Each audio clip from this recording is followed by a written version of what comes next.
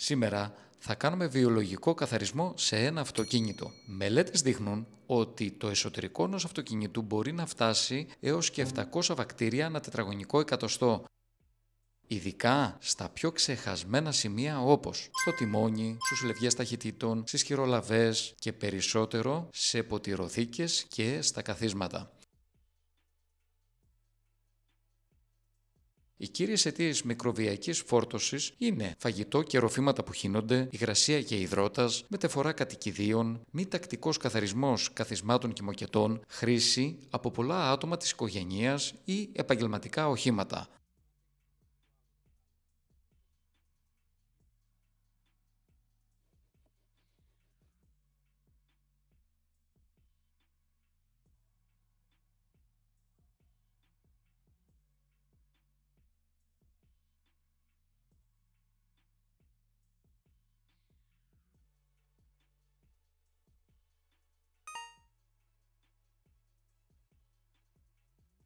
Δείτε τώρα το αποτέλεσμα και προσέξτε πόσο σκούρο βγήκε το νερό.